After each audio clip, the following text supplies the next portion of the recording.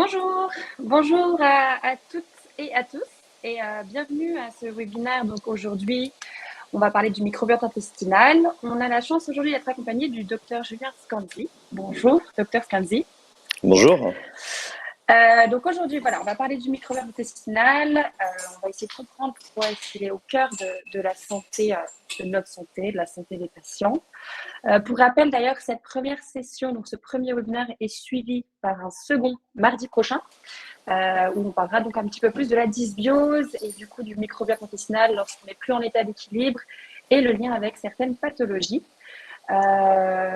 Donc voilà un petit peu pour ça. Pour ceux qui ne connaissent pas d'abord l'agenda. Au niveau de l'agenda, donc en introduction, le docteur Scanzi nous présentera un peu le microbiote intestinal, les évolutions au fil du temps et ses différentes fonctions. On parlera ensuite bien sûr de la symbiose, de cet état d'équilibre et enfin de la dysbiose, quelques liens avec les pathologies et on verra comment préserver son microbiote intestinal, le microbiote intestinal du patient, un petit point sur les compléments alimentaires et on garde 15 minutes à la fin comme d'habitude pour répondre à vos questions. Donc, on est ensemble aujourd'hui pour 1 heure. Il y aura une bonne trentaine de minutes de présentation du docteur Scanzi, un petit point sur les compléments alimentaires et donc 15 minutes de questions. Pour les questions, vous pouvez donc poser les questions donc en bas à droite. Vous avez la rubrique questions et sinon, vous pouvez également communiquer dans le chat. On a Léa qui fait partie de l'équipe Compliment qui est là pour répondre à vos petites questions si c'est des problèmes logistiques sur la plateforme Livestorm notamment. Mais les questions, essayez de les poser plus dans la rubrique questions, comme ça on pourra y revenir plus simplement à la fin de cette présentation. Sans plus attendre, je vais laisser la parole au docteur Scanzi qui va pouvoir se présenter et commencer à nous parler un petit peu du microbiote intestinal.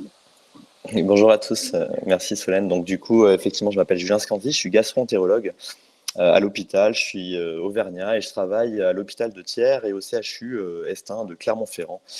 Et je m'intéresse bien sûr à toutes les pathologies digestives, notamment le syndrome de l'intestin irritable, les maladies inflammatoires chroniques de l'intestin. Et surtout, depuis une dizaine d'années, je m'intéresse particulièrement au microbiote intestinal et à ses liens dans notre santé et avec les maladies digestives. Donc c'est de ça dont on va parler aujourd'hui. Donc comme vous le savez et vous vous en doutez, du coup, notre intestin, c'est pas uniquement un tube, c'est pas uniquement un outil de la digestion, il héberge un véritable écosystème microbien, et c'est ce dont il va être question, ce dont on va parler.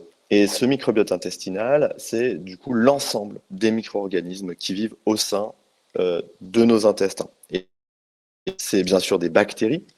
C'est ce dont on parle le plus, mais pas seulement. Il y a également des virus, notamment des phages, les bactériophages sont des virus qui vont spécifiquement s'attaquer, détruire certaines bactéries.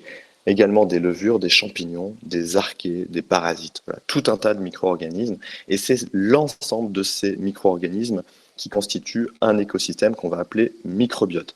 Et donc, le microbiote intestinal, c'est bien sûr le plus connu, celui dont on parle le plus, mais ce n'est pas le seul. En fait, nous avons un microbiote cutané, c'est l'ensemble des micro-organismes qui sont à la surface de notre peau, un microbiote buccal, un microbiote vaginal, bien sûr, pour celles qui en ont, un microbiote pulmonaire, un microbiote urinaire, etc. En fait, il y a un microbiote à chaque interface entre notre organisme et l'environnement à l'extérieur. Alors, on va parler plus particulièrement du microbiote intestinal, c'est celui que l'on connaît le plus. C'est également le plus riche, tout simplement parce que le côlon, c'est le milieu le plus propice à la vie de ces micro-organismes, déjà parce que le pH n'est pas trop acide et surtout qu'il y a très peu d'oxygène. Et la plupart des bactéries n'aiment pas l'oxygène, c'est pour ça que dans le gros intestin, elles s'y sentent bien et elles prolifèrent. C'est également le microbiote qui est le plus étudié et qui a un lien très important avec notre santé, et c'est dont on va parler tout à l'heure. Rien que dans notre gros intestin, on héberge pas moins de 40 000 milliards de bactéries. Il faut savoir que dans 1 gramme de sel, alors c'est pas 1011 bactéries, mais c'est 10 puissance 11, c'est-à-dire 100 milliards de bactéries, donc c'est plus que la population sur Terre.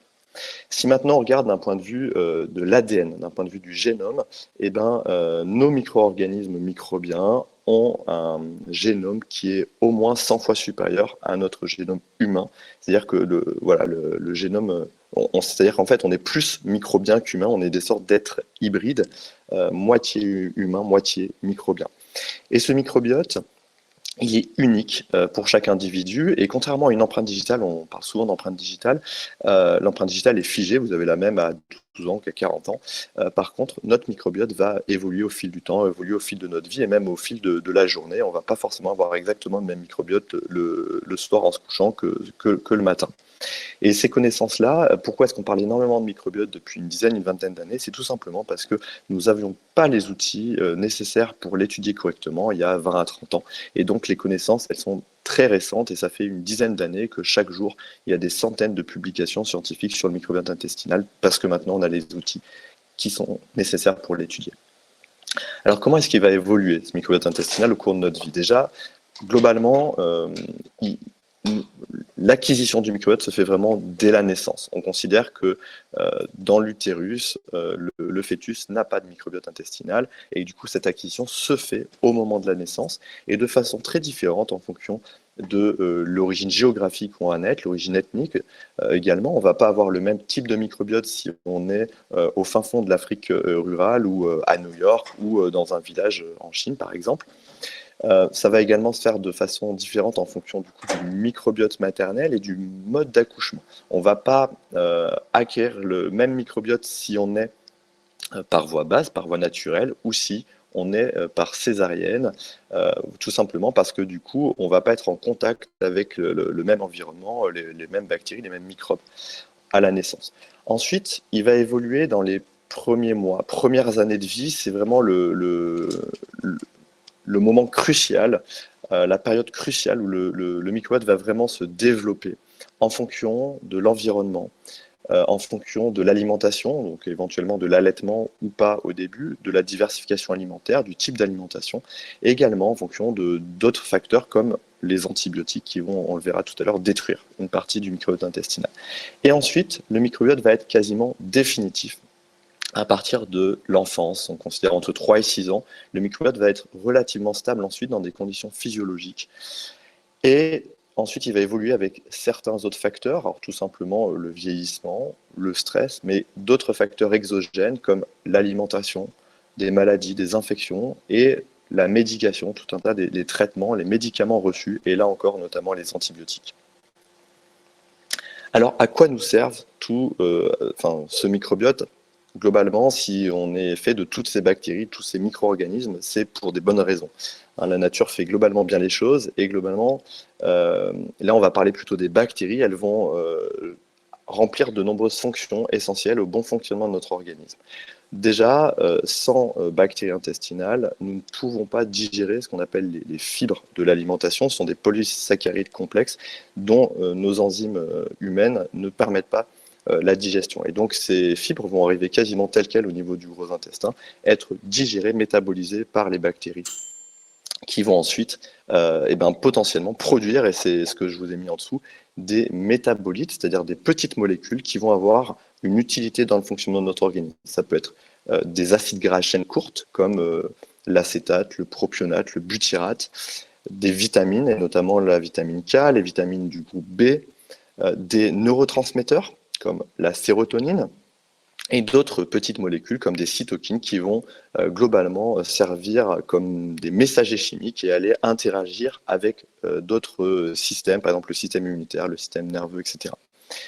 Également, nos bactéries intestinales vont nous servir de protection vis-à-vis des mauvais microbes de l'environnement, qu'on appelle des pathogènes, via notamment l'effet barrière, c'est-à-dire qu'elles vont empêcher la colonisation de ces bactéries ou autres pathogènes. Elles vont potentiellement sécréter aussi ce qu'on appelle des peptides antimicrobiens, qui sont des sortes d'antibiotiques produits directement par les bactéries. Et elles vont également communiquer en permanence avec le système immunitaire, qui sont en quelque sorte les soldats de notre organisme, qui eux vont nous, par exemple les lymphocytes, etc., vont nous défendre vis-à-vis de ces pathogènes. Et là, on revient sur le système immunitaire. On sait que pour avoir un bon système immunitaire qui soit efficace, il faut avoir un bon microbiote. Et on sait que tout ce qui va venir dans les premières années de vie perturber le microbiote intestinal, eh ben, en général, peut engendrer derrière la construction d'un système immunitaire qui va être potentiellement défaillant et engendrer une augmentation, par exemple, de risque de maladies liées à un dysfonctionnement du système immunitaire, comme la maladie de Crohn, la sclérose en plaques, tout un tas de pathologies comme ça.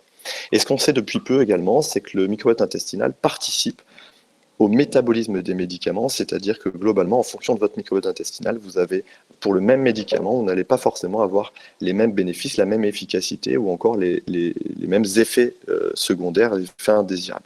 Et on sait que ça, c'est même le cas pour les traitements anticancéreux comme la chimiothérapie ou l'immunothérapie. Tout le monde ne répond pas de la même manière à ce genre de traitement et ça dépend en partie de leur microbiote intestinal. Alors vous avez forcément entendu parler de deuxième cerveau. Alors je vais vous expliquer pourquoi est-ce qu'on parle de notre intestin comme le deuxième cerveau. Déjà parce qu'en fait c'est l'organe qui possède le plus de neurones après bien sûr le cerveau. Alors très loin après, un cerveau qui a plusieurs milliards de neurones, dans l'intestin c'est plusieurs centaines de millions.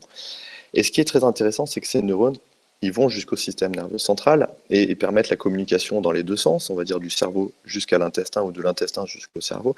Et en fait, ce qui est intéressant, c'est que 80% des informations circulent de l'intestin vers le cerveau. Et on parle beaucoup de l'axe, on parlait beaucoup de l'axe cerveau-intestin, hein, cette route entre, on va dire, votre premier, votre deuxième cerveau. Maintenant, on rajoute beaucoup l'axe cerveau-microbiote intestin, puisque en fait, le microbiote intestinal en lui-même, en fait, est un outil de communication entre l'intestin et le cerveau, notamment via la sécrétion de ces métabolites, ces neurotransmetteurs, ces messagers chimiques qui vont aller apporter de l'information de l'intestin vers le cerveau, ou inversement.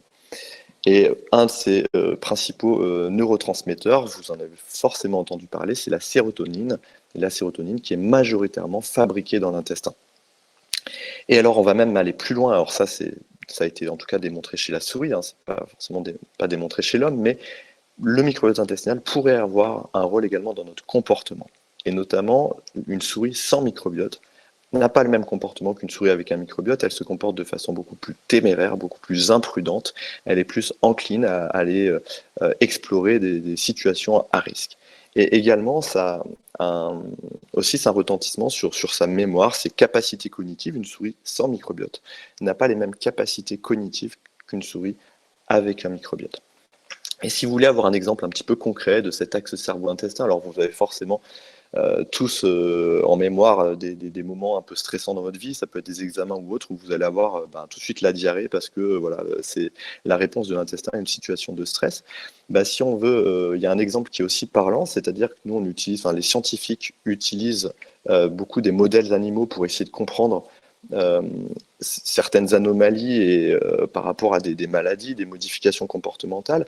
Et en fait, le modèle animal chez la souris et le rat de l'hypersensibilité viscérale, ce sont des souris qui ont plus facilement mal au ventre en fait que des souris normales, et bien ce sont des souris qui ont été séparées à la naissance pendant plusieurs heures par jour, pendant plusieurs jours de leur maman. Cette séparation maternelle induit un stress qui va ensuite engendrer une hypersensibilité intestinale, des syndromes, une hyperanxiété, voire une dépression. Et là, vous avez tout de suite, du coup, effectivement, ce lien entre le cerveau, un stress, notamment dans la petite enfance, et le développement plus tard de modification, du comportement, ou du modification de la sensibilité. Alors maintenant, pour bien comprendre comment notre microbiote intestinal, quel est son rôle dans notre santé, il faut comprendre vraiment ce concept de symbiose, qui est vraiment un concept très important. La symbiose, en gros, ça veut dire vivre ensemble, la vie ensemble, et en fait, c'est l'association étroite de plusieurs organismes différents qui vont être mutuellement bénéfiques et parfois même indispensables à la survie. Alors, j'ai mis des petits exemples à gauche que j'avais retrouvé assez intéressants. Alors, premier, c'est le héron garde-buffle. photo qui vient de d'un voyage en Tanzanie où vous voyez ce petit héron posé sur un buffle. Et en fait, c'est pas pour rien. Il va nettoyer sa peau, il va lui enlever certains parasites. En même temps, ça va le nourrir et en même temps, le buffle va être content et il va être moins gêné par ces parasites-là. Et un autre exemple qui est très parlant et qui est en plus une symbiose entre animaux et végétaux, c'est tout simplement la pollinisation. Et en fait, ben, les abeilles, en allant butiner le pollen dans des fleurs pour bah, fabriquer le miel et puis aller nourrir la ruche, etc., va essaimer ce pollen et engendrer du coup la floraison, la fructification. Et c'est quelque chose, voilà, donc en fait, il y a un effet mutuellement bénéfique à la fois pour les abeilles et pour les végétaux. Et ben, c'est un peu la même chose pour nous. C'est-à-dire qu'en fait, notre microbiote intestinal, pour peu qu'on le nourrisse correctement, qu'on lui apporte ce dont il a besoin, et globalement, on va en parler plus tard, mais c'est notamment une bonne alimentation, riche en fibres, une activité physique régulière, un mode de vie sain, et ben, ce microbiote intestinal va tout faire pour nous maintenir en bonne santé via les fonctions dont on a parlé tout à l'heure, la protection vis-à-vis des pathogènes, la synthèse de plusieurs petites molécules, de messagers chimiques et la communication avec notre système immunitaire et notre système nerveux central notamment. Malheureusement, dans la vie, c'est un peu plus compliqué que ça, et notamment parce qu'on est dans la vie de tous les jours en contact avec des facteurs qui ne sont pas forcément bénéfiques et potentiellement délétères sur notre microbiote intestinal et qui vont mettre à mal cette symbiose. Or ça, dès la naissance avec la césarienne, où en fait qu'un enfant qui naît par césarienne a un microbiote qui va être un peu différent dans les premiers mois, premières années de vie, un peu plus fragile, la différence va avoir ensuite tendance à s'atténuer, mais derrière, il y a énormément de facteurs environnementaux, comme la pollution, l'usage de pesticides, la consommation d'antibiotiques, et d'autres facteurs comme le stress, la malbouffe, on va dire une alimentation industrielle ultra transformée, pauvre en fibres, avec des additifs alimentaires, etc., la sédentarité. Tous ces facteurs-là vont venir mettre à mal notre biodiversité microbienne intestinale et donc mettre à mal cette symbiose qui est importante pour notre maintien en bonne santé. Alors, on va reparler un petit peu plus de dysbiose, parce que du coup, qu'est-ce que c'est la dysbiose? Vous en avez probablement déjà entendu parler. Alors, c'est globalement un déséquilibre de cet écosystème bactérien, et il y a plusieurs choses. En fait, il y a très souvent en fait, une perte de la richesse et de la diversité du microbiote intestinal. On considère que l'un des facteurs les plus importants d'un bon microbiote, c'est sa richesse et sa diversité en micro-organismes. Et la dysbiose, c'est également une altération de la symbiose entre l'hôte et le microbiote. Le fait qu'il n'y ait plus cette harmonie entre l'organisme humain et son écosystème microbien. Et cette dysbiose, elle peut être déjà physiologique avec le vieillissement. On considère que plus on vieillit, notamment dépassé 60-70 ans, il y aura un certain appauvrissement du microbiote intestinal. Et cela d'autant plus que notre mode de vie est délétère avec une alimentation pauvre en fibres, riche en aliments transformés, avec une sédentarité. Ou si on prend beaucoup de médicaments, et notamment des antibiotiques et même d'autres médicaments qui peuvent paraître anodins comme ça, notamment les antiacides, des choses qu'on peut prendre pour le reflux ou des problèmes gastriques, et on sait que quasiment tous les médicaments vont modifier notre microbiote intestinal et très souvent l'appauvrir, l'altérer. Et je vous ai mis comme petite image un peu sur votre droite, vous voyez la photo d'une forêt à la fois dense, riche, etc., où il y a une grande diversité végétale et très probablement une grande diversité animale également. La dysbiose, c'est un petit peu ce que vous voyez juste à droite, un peu en haut à droite de l'image, avec une forêt qui s'est totalement appauvrie. Il y a une déforestation et probablement que du coup, il y a énormément d'espèces animales qui sont parties du fait de ça. Et en fait, c'est un petit peu l'image de la dysbiose et de l'insymbiose. Et alors, un des concepts qui est aussi important, c'est cette résilience de notre microbiote. On considère que notre microbiote a une certaine capacité de résilience, c'est-à-dire il a la capacité, après avoir subi certaines agressions, de revenir à son état initial. Et heureusement, c'est-à-dire que c'est pas parce que vous aurez pris une fois des antibiotiques ou que vous allez faire un repas dans un fast-food que c'est terminé, votre microbiote intestinal va être très altéré et pour la suite de votre vie, etc. Non, votre microbiote est résilient et il va avoir tendance à revenir à son état initial. Sauf que cette résilience, malheureusement, cette capacité de retour à l'état initial, elle est limitée.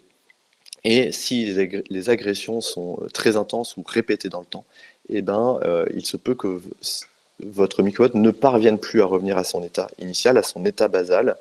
Et cela d'autant plus que ces agressions surviennent dans des moments de fragilité, ce qui est le cas de la petite enfance. On considère que la période des 1000 premiers jours qui va de la conception de l'enfant jusqu'à la fin de la deuxième année est vraiment très important dans tout ça, et notamment le développement d'un bon microbiote.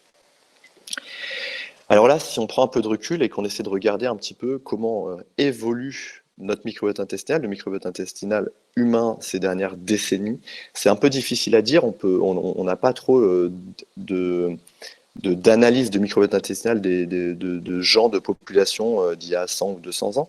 Mais en fait, si on regarde un petit peu la population, les populations chasseurs-cueilleurs, ça nous donne un petit peu une idée d'à quoi ressemblait notre microbiote intestinal il y a plusieurs décennies, voire plusieurs centaines d'années. Et ce qu'on regarde, ce que les études ont montré, c'est que globalement, le microbiote intestinal d'occidentaux est très pauvre par rapport à ces populations de chasseurs-cueilleurs qui ont été étudiées, avec probablement qu'on aurait perdu environ 50% des espèces bactériennes avec notre mode de vie actuel. Et ça, c'est pour plusieurs raisons. Je ne rentrerai pas dans les détails, je ne vais pas rentrer, etc., mais je vais vous exposer quelques raisons. Là, déjà, une surmédication et notamment l'usage massif d'antibiotiques ces dernières décennies. Et vous savez, les antibiotiques, malheureusement, ils ne vont pas tuer la mauvaise bactérie qui est à l'origine d'une infection urinaire ou d'une infection pulmonaire, mais ils vont tuer énormément d'autres bactéries, et notamment des bonnes bactéries du système digestif. Également, l'augmentation des naissances par césarienne, ça contribue énormément. Alors, c'est très variable en fonction des pays, en fonction des continents, etc. Mais ça contribue également à l'appauvrissement progressif du microbiote intestinal. La baisse de l'allaitement maternel également. On se considère que l'allaitement maternel joue un effet prébiotique via notamment ce qu'on appelle les HMO, les Human Milk Oligosaccharides, ce sont les oligosaccharides du lait maternel qui vont agir comme prébiotiques et favoriser le développement notamment de bifidobactéries. Bien sûr, l'usage de pesticides au niveau de l'agriculture, une alimentation qui est de plus en plus pauvre en fibres, et donc malheureusement, les fibres sont bénéfiques pour le développement et pour nourrir une bactérie. Une alimentation qui est également très transformée avec l'usage très important d'émulsifiants, voire d'autres additifs qui vont venir perturber le microbiote intestinal. Donc ça, c'est vraiment bien démontré également. Et d'autres xénobiotiques, et notamment des produits chimiques, je ne rentrerai pas dans les détails, mais qu'on retrouve dans plusieurs composés, dans plusieurs objets, etc., utilisés au quotidien et dont on retrouve des traces dans notre organisme en tant que perturbateur endocrinien et perturbateur de notre microbiote intestinal. Alors globalement, si on prend un petit peu des corollaires à ce qui s'est passé en fait ces dernières décennies, vous retrouvez en haut à gauche sur le schéma, en gros, dans les 50-60 dernières années, il y a eu clairement une franche diminution des maladies infectieuses, notamment des hépatites, la tuberculose, etc., du fait de l'hygiène, des vaccinations, des antibiotiques. Et en fait, en parallèle, il y a eu l'augmentation, voire même l'explosion de certaines maladies liées à un dysfonctionnement de notre système immunitaire, comme l'asthme, les allergies, la maladie de Crohn, la cirrhose en plaques, le diabète de type 1. Donc certains ont dit que c'était parce que du coup il y a eu un excès d'hygiène, qu'il y a eu le développement, l'explosion de ces maladies-là. Et si on regarde un petit peu d'un point de vue microbien, et je vous expliquais aussi ces dernières décennies, c'est depuis 100 à 200 ans, notre microbiote a dû profondément s'appauvrir, et ben c'est peut-être aussi ça a peut-être aussi un lien avec l'explosion de ces nouvelles maladies dites immunitaires. Et donc il est probable que le fait de vivre dans un environnement de plus en plus aseptisé, avec beaucoup d'usage d'antibiotiques, une alimentation qui est très pauvre en fibres, que ça appauvrit notre microbiote intestinal, ça a altéré le fonctionnement de notre système immunitaire et que ça a contribué au développement de ces nouvelles maladies métaboliques et dissimilitaires. Alors, là, on parle de corrélation. Il y a probablement il y a une corrélation entre les deux. La causalité reste moins sûre. C'est pas parce que notre microbiote s'est appauvri qu'il y a ces nouvelles maladies. Ça n'a pas été démontré. Et là, je vous ai mis un exemple qui est un peu rigolo, mais une étude avait montré cette corrélation rigolote entre le nombre de prix Nobel dans les pays en fonction de la consommation de chocolat par habitant. Donc vous voyez que la corrélation, elle semble très nette, et c'est pas pour autant que ça a été démontré que plus on mangeait de chocolat et plus on risquait d'avoir un prix Nobel, bien évidemment.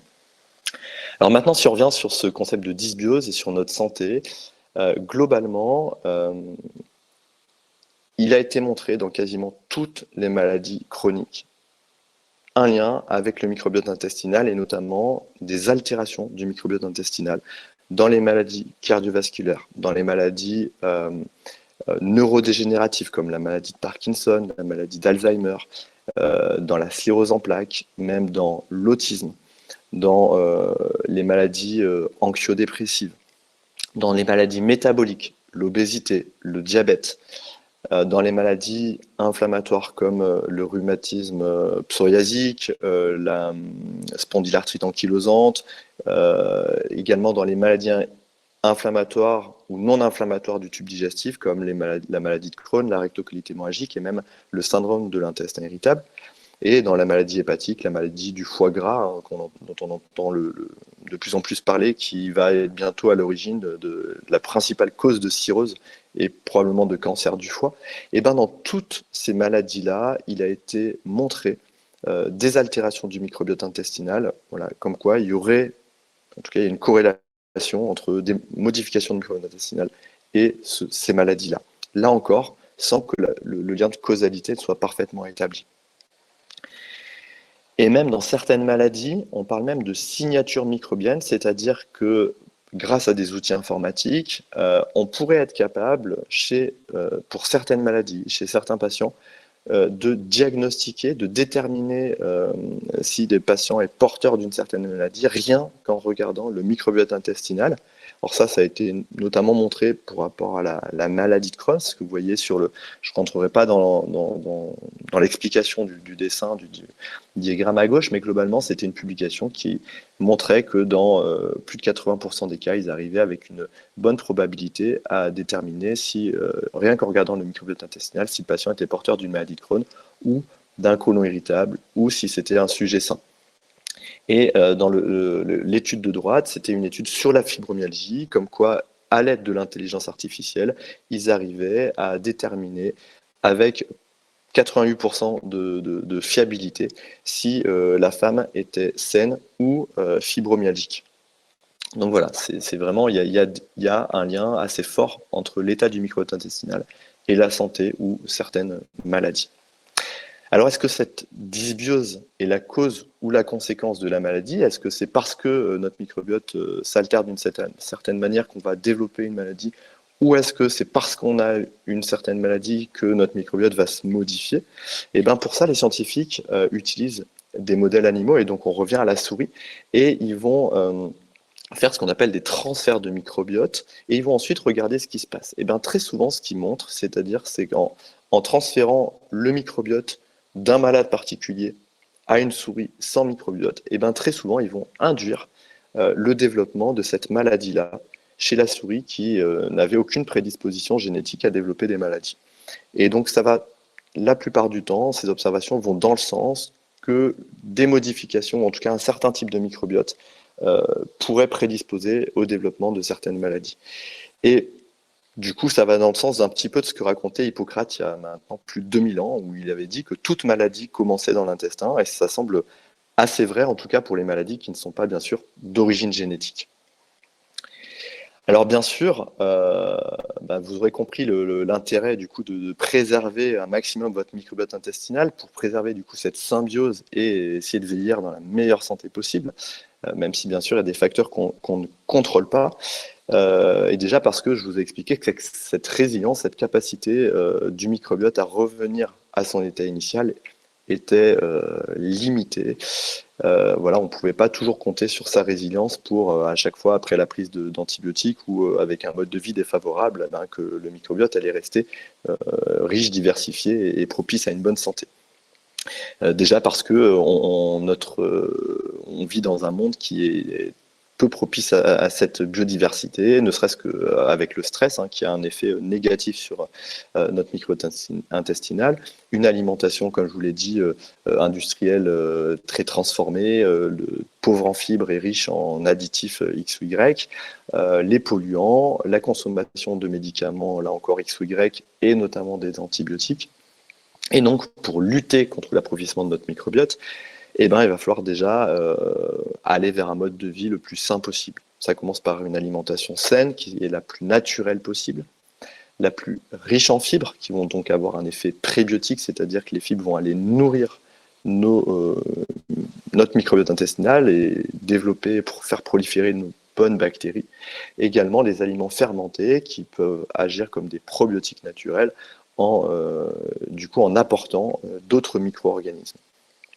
Bien sûr, une hygiène, alors qui est très importante, et notamment, c'est pas avec le Covid que je vais vous dire le contraire, mais une hygiène qui est peut-être pas excessive, et notamment chez le petit enfant, hein. Je pense que c'est très important de laisser les enfants jouer dans les cailloux, dans la terre, parfois mettre des choses à la bouche, hein, bien sûr en faisant attention hein, qu'ils mettent pas des choses qu'ils pourraient avaler et qui pourraient leur causer certains ennuis, mais c'est normal que les enfants soient en contact d'autres microbes, et c'est pas pour autant qu'ils vont être malades, au contraire.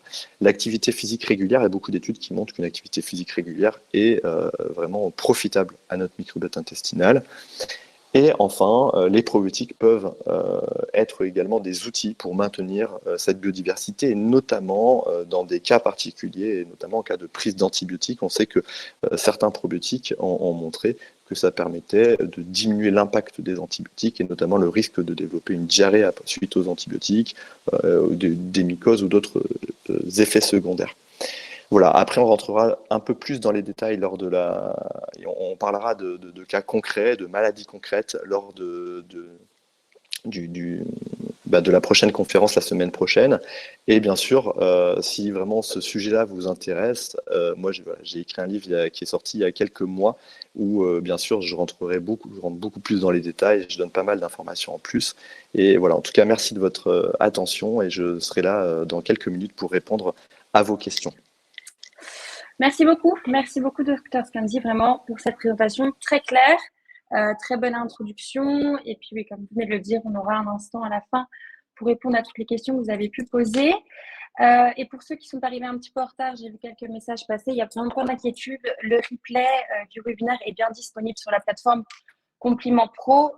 Donc, dès cet après-midi, on va pouvoir le charger. Donc, pas de souci, vous pourrez revoir tout ça. Donc, avant les questions, on va parler un petit peu de compléments alimentaires très rapidement sur certains actifs qui peuvent être proposés aux patients pour venir rééquilibrer le microbiote intestinal du patient, ou du moins venir le préserver, cet état d'équilibre, et protéger un petit peu les muqueuses. Donc, dans les actifs, on peut par exemple proposer du zinc ou encore de la glutamine. Donc, le zinc, qui est bien reconnu déjà pour participer à la régénération des tissus, donc qui va être essentiel pour réparer la barrière intestinale. On le retrouve assez régulièrement dans des complexes qui sont là soit pour protéger les muqueuses, par exemple. Quand on choisit son complément alimentaire, il faut en général privilégier bien sûr des sels qui ont une bonne biodisponibilité. Donc, ça va être tout ce qui est organique, le citrate ou le bisglycinate, par exemple. C'est intéressant d'allier différentes formes, tout simplement parce qu'ils ne vont pas employer les mêmes canaux pour être assimilés au niveau de l'organisme. Et donc, on potentialise vraiment cette assimilation en proposant plusieurs dans un complexe de zinc, par exemple. La glutamine, vraiment bien reconnue ici pour renforcer l'imperméabilité intestinale. Donc, si on a des jonctions serrées, justement, qui sont un petit peu défectueuses, si on peut dire, la glutamine est intéressante pour venir rééquilibrer assez rapidement ici. Permettre aussi de protéger donc la barrière intestinale en préservant ces jonctions serrées. Et pour la supplémentation, on privilégie les poudres, tout simplement parce que ça permet déjà dans un premier temps d'avoir un dosage qui est bien adapté aux besoins du patient. d'avoir des protocoles qui sont un peu évolutifs, avec des dosages peut-être qui diminuent un petit peu dans le temps, et surtout, en fait, avec des solutions buvables, on aura une répartition qui est plus homogène sur l'intégralité des muqueuses intestinales. Donc ça, c'est vraiment pour les deux qu'on peut appeler essentiels. Au niveau des anti-inflammatoires, ça va bien sûr être important aussi de diminuer l'inflammation pour pouvoir préserver cet équilibre. Nos bactéries vont pouvoir aller se développer de manière mieux, on va dire, si on n'a pas d'inflammation, si on a un stress oxydatif qui est diminué au niveau de la barrière intestinale. Donc, il faut réguler cette inflammation. En phyto, on peut recommander du curcuma, par exemple, qui va avoir cette action anti-inflammatoire et antioxydante. Juste attention, quand on choisit son complément alimentaire, on sait que la curcumine est une molécule qui est en général mal assimilée par l'organisme. Donc aujourd'hui, on a des extraits qui sont qu'on appelle bio-optimisés, tout simplement, en quelque sorte, qui sont liposomés, ce qui permet d'avoir une bien meilleure assimilation de la curcumine et donc une meilleure efficacité et plus rapide, surtout chez le patient. Comme pour tous les extraits de plantes, de toute façon, on veille bien à la standardisation de l'extrait, on regarde bien le sourcing, on veille à la traçabilité des actifs. Les oméga-3 aussi, puissants anti-inflammatoires, bien reconnus aujourd'hui. On veille au dosage. Toujours ici, la traçabilité va être importante, d'autant plus quand on est sur les oméga-3 qui peuvent être aller au niveau des polluants dans l'océan. On peut avoir ici des mauvaises surprises. Donc, bien veiller à la traçabilité des compléments et la teneur, bien sûr, en EPA et DHA. Pour rééquilibrer le microbiote intestinal, bien sûr, les probiotiques, principalement l'hydroxytyrosol peut être intéressante pour cette action anti-inflammatoire, mais principalement les probiotiques ici pour améliorer cet équilibre. Il faut veiller à avoir des gélules qui sont bien gastro-résistantes pour avoir une belle activité sur les probiotiques, une bonne diversité au niveau des souches. Principalement, celle où on a vraiment le plus d'études sur la sphère digestive, ça va être le bifidobacterium et les lactobacillus. Donc, il faut s'assurer que dans le probiotique, on retrouve ces deux souches, qu'on a quand même une diversité. Donc, voilà un petit peu pour les compléments alimentaires les plus essentiels. Il y en a bien sûr énormément d'autres et on en reparlera un petit peu la semaine prochaine sur la suite du webinaire. Alors, donc, comme vous le savez, ce webinaire a été proposé par Compliment Pro. Donc, pour ceux qui ne connaissent pas, même si je pense que vous êtes assez nombreux aujourd'hui à connaître cet outil, on a développé du coup une plateforme qui vous permet vraiment de recommander vos différents laboratoires de compléments alimentaires de manière très simplifiée et ensuite de les faire livrer donc sous format de sachets personnalisés quotidiens à vos patients directement, et ce pour vraiment améliorer l'observance, donc le meilleur suivi du traitement du patient. C'est un outil qui est entièrement gratuit, je reprécise, qui est vraiment dédié aux thérapeutes pour faciliter votre activité au quotidien, le fait de faire des recommandations de compléments alimentaires, de ne pas avoir plusieurs fiches de prescription, etc. Donc, pour ceux qui ne connaissent pas, je vous passe juste une très rapide vidéo qui explique un petit peu le fonctionnement justement de Compliment Pro. Alors, hop. Et ensuite, on va pouvoir continuer. Donc, voilà. Facilitez vos prescriptions et améliorez l'adhésion de vos recommandations avec la plateforme Compliment Pro. Selon l'OMS, 50% des patients n'adhèrent pas à leurs recommandations de compléments alimentaires. L'achat n'est pas facile pour le patient qui doit se débrouiller parmi plusieurs laboratoires et bons de prescription. Grâce à la plateforme Compliment Pro, facilitez vos prescriptions. Après avoir établi un diagnostic santé, vous pouvez créer une cure personnalisée de compléments alimentaires en quelques clics. Il vous suffit de sélectionner les produits et les dosages adaptés parmi vos laboratoires préférés. Vous pouvez y ajouter un message personnalisé avec vos conseils d'utilisation et la posologie adaptée. Il ne vous reste plus qu'à cliquer pour envoyer votre recommandation. Votre patient la reçoit directement par email et SMS afin de commander. Sa cure sera livrée dans les 48 heures à domicile dans un format de sachet quotidien pour une prise facilitée et une meilleure adhésion à votre recommandation. Avec un sachet par jour, la prise de compléments alimentaires n'a jamais été aussi simple. Comme des milliers de thérapeutes, inscrivez-vous gratuitement sur complimentpro.com.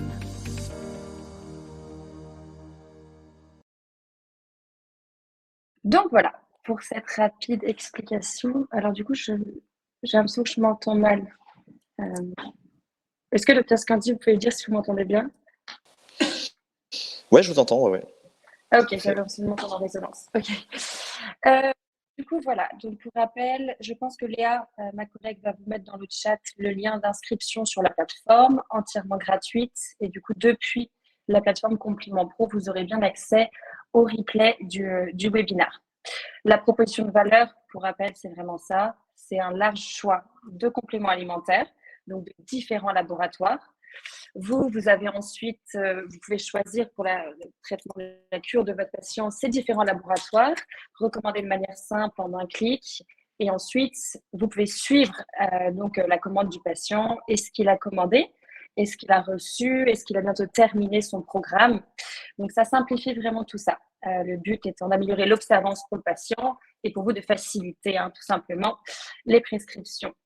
À nouveau, 100% gratuit, sans engagement aussi. Et pour les nouveaux laboratoires qui sont aujourd'hui présents sur Compliment Pro, vous avez notamment BeLife, Dinveo, Equinutri pour tout ce qui va être gémothérapie, NutriPure pour notre gamme de sportifs, Vitanutrix ou encore Jolie Mama pour tout ce qui va être prénatal. Donc vraiment de plus en plus de laboratoires qui arrivent sur la plateforme. N'hésitez pas d'ailleurs à nous donner des laboratoires s'il y en a qui vous semblent intéressants à intégrer. Et donc, vous avez également accès depuis la plateforme à des protocoles. Donc, vous pouvez les créer ou alors, en fait, si vous vous inscrivez, après, nous, on vous présente l'intégralité du catalogue et on peut construire ensemble des protocoles selon les problématiques de vos patients, selon vraiment le type de patientèle que vous pouvez avoir. Et comme ça, plus simplement, vous pouvez envoyer directement un protocole à votre patient. Donc là, typiquement, pour l'équilibre intestinal, on peut proposer des probiotiques, un complexe probiotique zinc aloe vera, un complexe avec de la glutamine, vraiment le mucopermia, ça va être pour vraiment la santé des muqueuses. Et par exemple, les fibres d'acacia qui vont être intéressantes pour stimuler en tant que prébiotique nos bactéries intestinales. Donc voilà ce qu'on peut faire depuis cette plateforme. Et donc, à nouveau, 100% gratuite, n'hésitez pas à vous inscrire et du coup, vous aurez tous ces replays. Et on va à 1 seconde. Je le répète, second épisode donc, du webinaire avec le docteur Scanzi, ça sera mardi prochain, où on verra un petit peu plus du coup l'impact des dysbioses en pathologie humaine. Et ensuite, un autre événement, donc une autre invitation pour un webinaire en janvier. Donc, ça sera le 12 janvier. On verra un peu les approches micronutritionnelles pour la stéatose hépatique non alcoolique. Et donc, c'est le laboratoire Vitanutrix, donc Ludovic Rondini, qui viendra nous présenter cette thématique. Et on va pouvoir passer aux questions-réponses. Alors, je vais reprendre un peu le document. Il y a eu pas mal de questions et elles sont toutes très intéressantes. Merci en tout cas.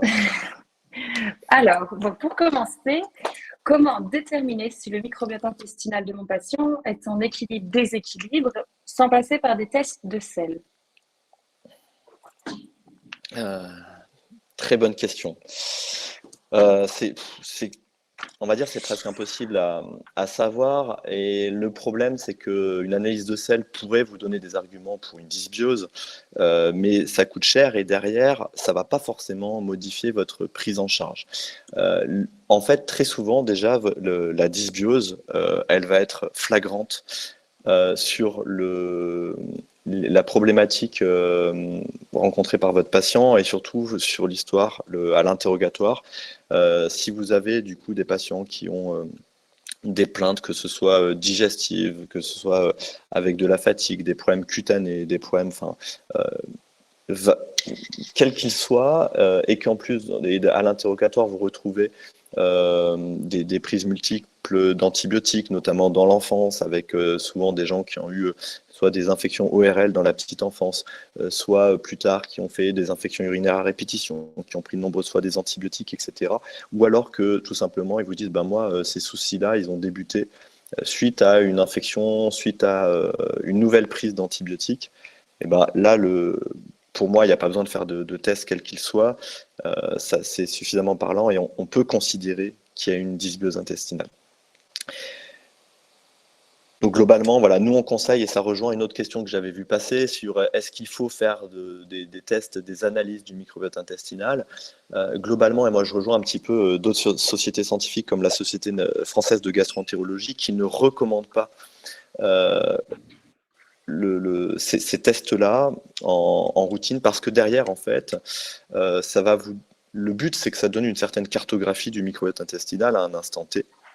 Mais il y a plusieurs problèmes. Un des premiers problèmes, c'est la fiabilité de ce test. C'est-à-dire que il est possible que, en fonction de la société qui va faire le test, en fonction du type d'analyse, le résultat soit pas forcément très fiable. Donc ça, c'est un premier problème. Deuxième problème, c'est qu'est-ce qu'on va faire de cette cartographie.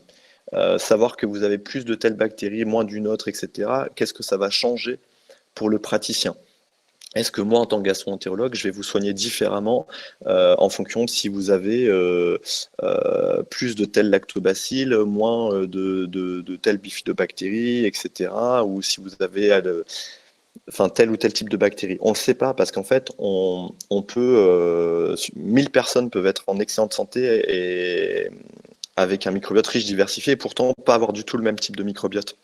Donc c'est ça qui est un peu délicat. Il faudrait éventuellement avoir plutôt des résultats à la limite longitudinaux chaque année, faire une recherche, une analyse de microbiote et voir les choses qui bougent.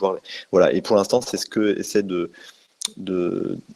une des questions très importantes à laquelle essaie de répondre la communauté scientifique, notamment via un projet que vous avez peut-être entendu parler, qui s'appelle French Gut, qui consiste à étudier le microbiote intestinal et d'autres microbiotes de milliers de Français pour essayer du coup d'apporter une réponse, de savoir un petit peu plus qu'est-ce qui pourrait faire que tel type de microbiote soit plus corrélé à telle maladie, à tel mode de vie, etc. Donc pour l'instant, on ne sait pas répondre à ça, et donc moi je considère que l'analyse de microbiote vise plus à répondre à une question de curiosité sur à quoi ressemble notre microbiote, plutôt que vraiment une aide à la prise en charge par votre praticien.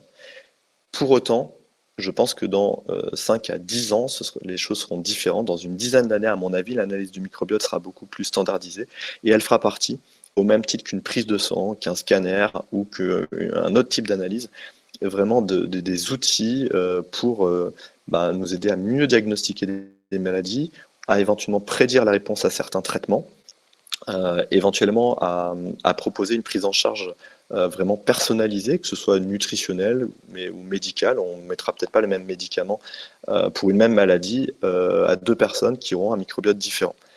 Ça, je pense que dans 10 ans, ce sera le cas, mais pas tout de suite. Très clair, merci. Pas mal de questions sur les probiotiques. Une première, le microbiote étant unique à chacun, est-il judicieux et cohérent d'apporter des probiotiques qui sont donc étrangers?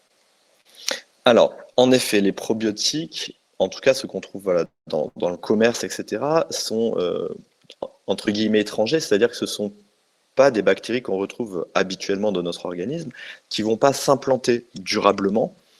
Quand vous prenez pendant 15 jours un probiotique, 6 mois, 1 an plus tard, on ne retrouve plus cette bactérie-là. Alors, juste pour revenir sur ce qu'est un probiotique, en gros, c'est un ou plusieurs types de micro-organismes qui sont vivants et qui vont apporter un effet bénéfique pour la santé de celui qui va en consommer. Et donc, déjà, pour que ce soit un probiotique, il faut qu'il y ait une efficacité, un effet positif sur la santé qui ait été démontré. Et donc, en fait, les probiotiques que vous allez prendre, ceux du commerce par exemple, ou ceux de compléments, tout simplement, ils vont vous apporter un effet bénéfique pendant le moment où vous allez les prendre, et parfois quelques semaines après. Mais les probiotiques ne vont pas s'implanter durablement, et donc du coup l'efficacité elle va être en général transitoire. Alors ça peut permettre de résoudre un problème qui va être aigu, c'est-à-dire que vous allez par exemple avoir des troubles digestifs, intestinaux, avoir un peu de ballonnement, quelques petites douleurs par-ci par-là, suite à une infection, suite à une gastro par exemple, ou suite à une prise d'antibiotiques.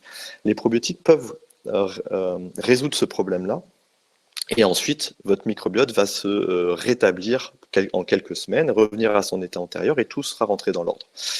Mais par contre, il est illusoire de penser que pour une maladie chronique, on parle de syndrome de l'intestin irritable, de maladie de Crohn, voire de rhumatisme inflammatoire, il est illusoire de penser qu'une prise de probiotiques de 1 mois, 2 mois, 3 mois va vous guérir et de cette pathologie-là. Non, ça peut vraiment avoir une réponse à une problématique donnée, Voilà, on parlait, ça rejoint une autre question qui était dans quel cas pouvons-nous prendre des probiotiques ou en fait, est-ce que c'est bénéfique d'en prendre suite à la prise des antibiotiques? Oui, ça a été démontré pour certains, en tout cas pour cette question bon, en fait, quand vous prenez des antibiotiques, dans 15 à 20% des cas, vous risquez de développer une diarrhée.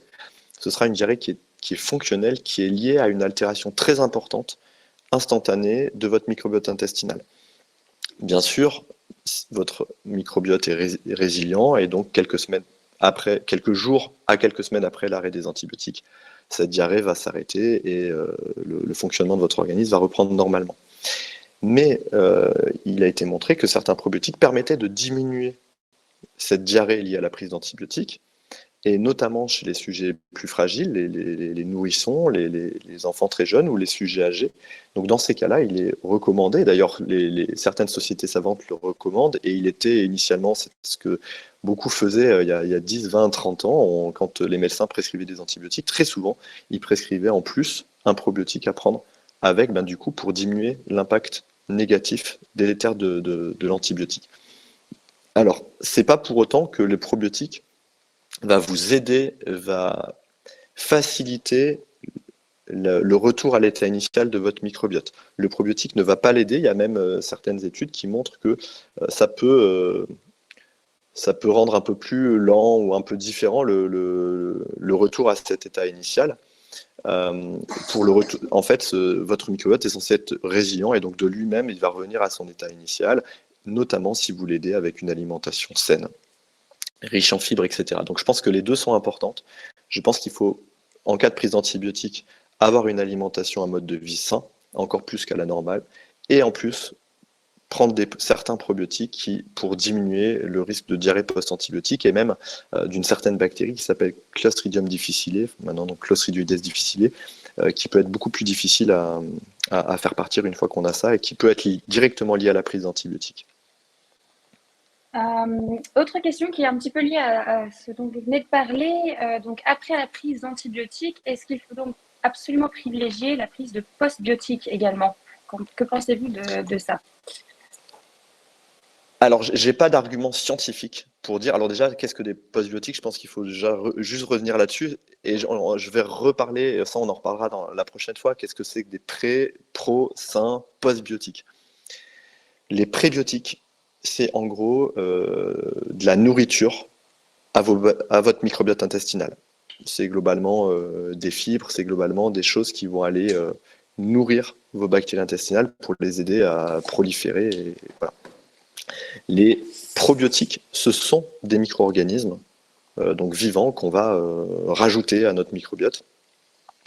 Les postbiotiques, les symbiotiques, c'est un mélange des deux. C'est à la fois des pré et des probiotiques, donc de la nourriture et des micro-organismes.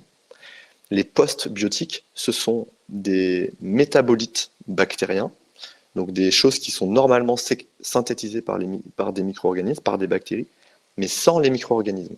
Et donc, je vous ai expliqué que nos bactéries pouvaient produire notamment des acides gras à chaîne courte, comme le butyrate, qui a un rôle très important, qui joue un rôle de substrat énergétique pour nos intestins, qui va jouer un rôle également de messager chimique, qui va aller interagir dans énormément de fonctions de notre organisme.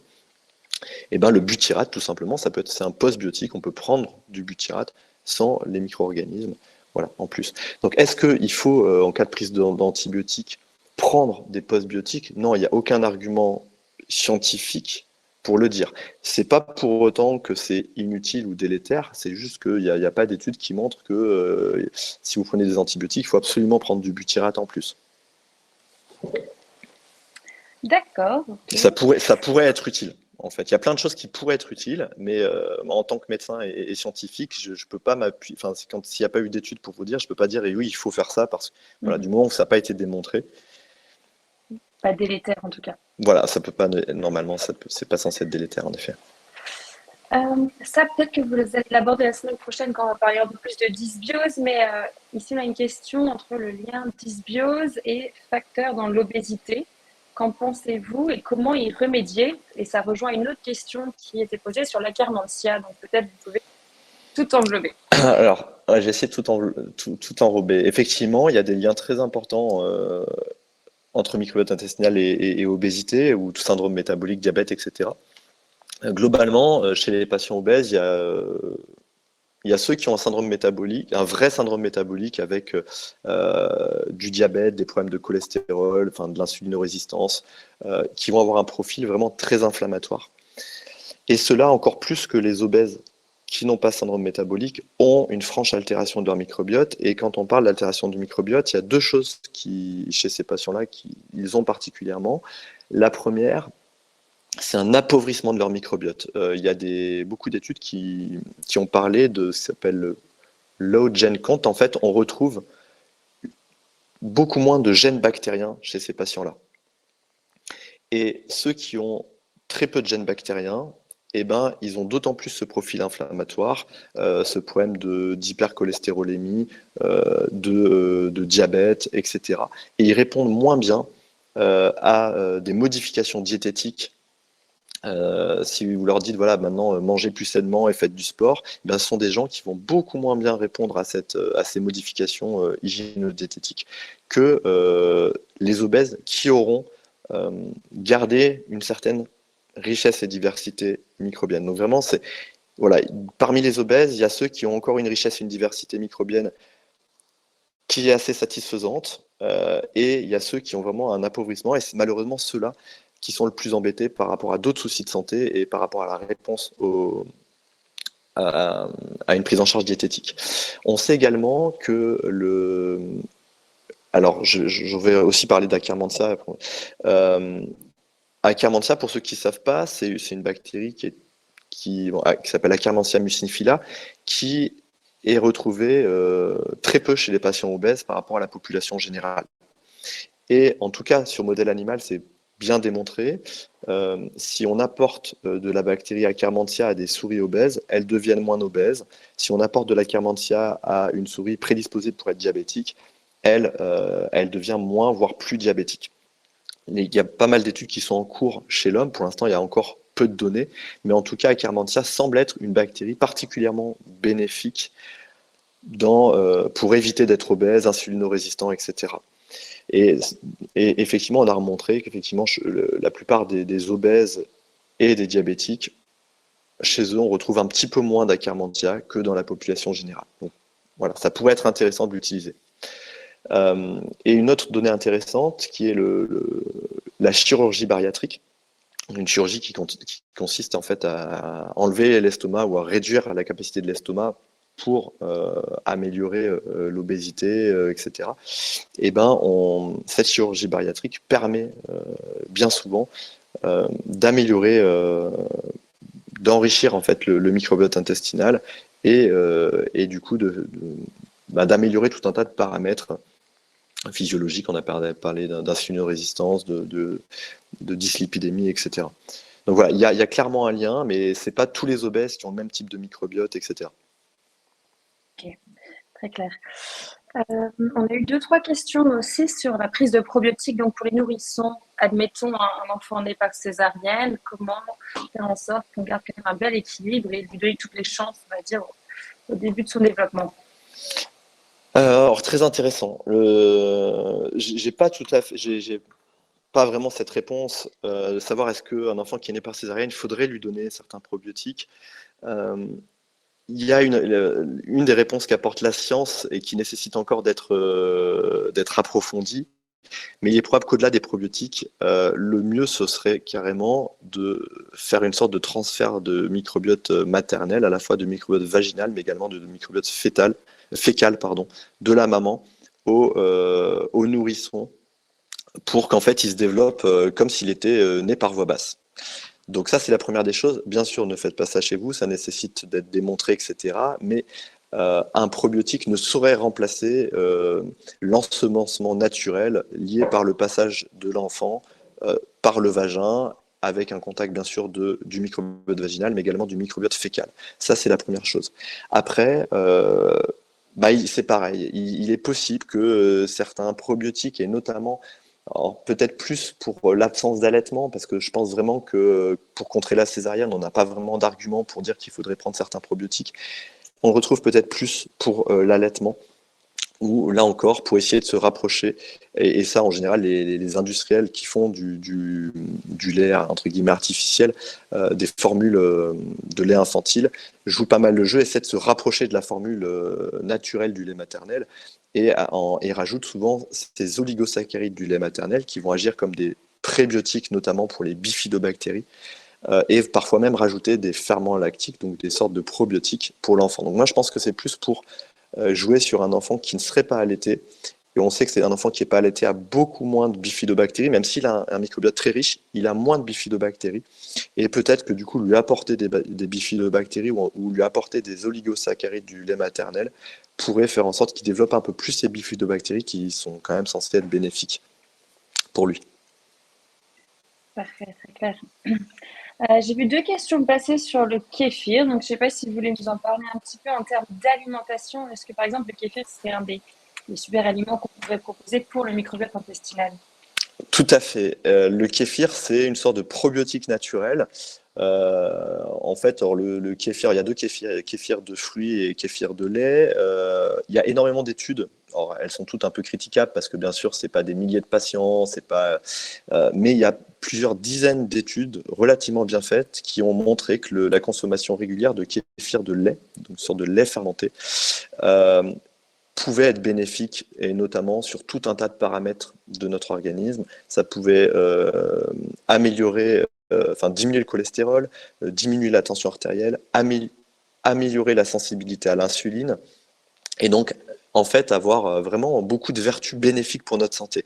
Donc je ne peux que recommander du coup la consommation régulière d'aliments fermentés, et notamment le kéfir, c'est dans les aliments fermentés celui qui a vraiment le plus de données scientifiques sur vraiment des bénéfices pour la santé. Donc voilà, c'est une sorte de probiotique naturel. On considère que si vous buvez du kéfir, vous apportez à votre organisme entre 20 et 30 micro-organismes différents. Donc voilà, je peux que le conseiller. D'ailleurs, j'ai fait des petites recettes, et il y a notamment les recettes de kéfir de fruits et de kéfir de lait qui sont dans mon livre, à la fin de mon livre. Vous pourriez d'ailleurs redonner éventuellement le nom du livre parce qu'il y a eu des questions là-dessus aussi. Ça s'appelle Incroyable microbiote, édité chez Le Duc, et vous pouvez le trouver normalement dans toutes les librairies. Parfait. Il y a eu plusieurs questions aussi sur Compliment Pro, donc je pense que ma collègue Léa vous remet le lien d'inscription dans le chat. Et puis après, en fait, nous, on vous appelle pour vous présenter un peu cette plateforme, les fonctionnalités, le catalogue, donc n'hésitez pas. Je le répète, c'est gratuit et de toute façon sans engagement. Et puis vous aurez aussi, du coup, dès la fin de l'après-midi, le replay disponible depuis la plateforme. Si jamais il y a des questions auxquelles on n'a pas pu répondre, je pense qu'on a fait un bon tour. Déjà, je ne sais pas si de votre côté, Dr Scandi, il y avait d'autres choses. J'ai pas tous les regarder. Il y en avait énormément et c'était tout assez intéressant. Ouais. Donc je suis désolé si on pourra, du coup, je m'excuse d'avance de ne pas répondre à toutes les questions. En soi, nous, on peut les récupérer, vous les envoyer. Et puis, Alors, voilà. si le microbiote de la mère est délétère, est-ce opportun de transférer ce microbiote à l'enfant? Bien sûr que non. Mais voilà, c'est d'où la difficulté aussi de savoir est-ce qu'un microbiote est sain, favorable ou délétère, etc. C'est un peu compliqué. Donc, c'est une raison de plus de ne pas le faire en dehors d'une étude, hein, bien sûr. Mais voilà, s'il y a vraiment d'autres questions, nous, après, on peut vous les envoyer. Si vous pouvez prendre une minute pour répondre éventuellement, on avait fait ça la dernière fois et ça avait pas mal fonctionné. Et puis, de toute façon, on se retrouve donc la semaine prochaine. Je pense que Léa peut vous renvoyer le lien. Voilà, parfait. Pour l'inscription au webinaire donc, de mardi prochain, où on ira un peu plus discuter donc, de la dysbiose en pathologie. Est-ce que vous voulez nous faire un petit teaser peut-être, Dr Scandi? Oui, non, on parlera. Du coup, on parlera spécifiquement syndrome de l'intestin irritable et Mickey. Et surtout, on rentrera un peu plus dans le vif du sujet. On parlera, transplantation de microbiote fécal, parce que c'est une de mes spécialités. Non, mais je suis un des référents français de ce transfert de microbiote intestinal, et donc je vous expliquerai en quoi ça peut guérir certaines maladies et comment ça se fait en pratique. Et je vous donnerai notamment les exemples dans le syndrome de l'intestin irritable et dans les maladies inflammatoires chroniques de l'intestin. Parfait, ça me semble déjà passionnant. On a eu beaucoup de bons retours déjà pendant le webinaire, donc merci beaucoup vraiment pour votre présentation, très enrichissante, très claire surtout. Et du coup, on se dit à la semaine prochaine. Merci à vous. À vous tous. Bonne journée à tous. Au revoir. Bon après-midi et au revoir.